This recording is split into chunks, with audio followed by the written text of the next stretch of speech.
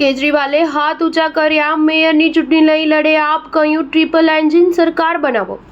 આમ આદમી પાર્ટીએ દિલ્હીમાં મ્યુનિસિપલ કોર્પોરેશનની ચૂંટણી ન લડવાનો નિર્ણય લઈ ભાજપની ટ્રિપલ સરકારનો માર્ગ મોકળો કરી દીધો છે। દિલ્હી વિધાનસભામાં કારમી હાર બાદ દિલ્હી મ્યુનિસિપલ કોર્પોરેશનમાં પરાજય થયાના ભયે આપે મેયરની ચૂંટણી ન લડવાની જાહેરાત પૂર્વ મુખ્યમંત્રી આતિશી અને દિલ્હીના આપ સંયોજક સૌરભ ભારદ્વાજે કરી હતી। મેયર અને ડેપ્યુટી મેયર પદની ચૂંટણી 25 એપ્રિલના રોજ યોજાશે।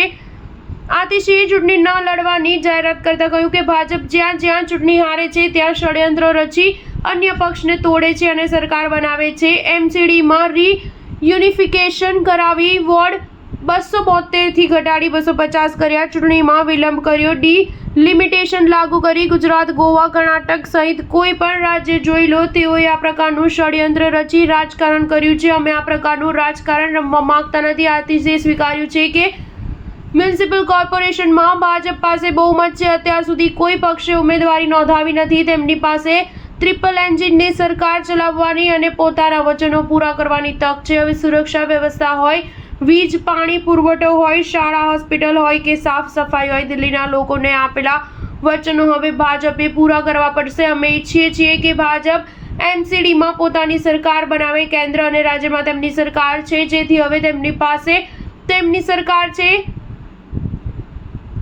તેમની ટ્રિપલ સરકાર ચલાવવાની તક મળી રહી છે। આતિશી અને સૌરભ ભારદ્વાજે પ્રેસ કોન્ફરન્સમાં ચૂંટણી ન લડવાનું કારણ આપ્યું હતું કે ભાજપ અન્ય પક્ષના કાઉન્સિલર્સને તોડી ખરીદવાની નીતિ અપનાવી પોતાની જીત મેળવે છે।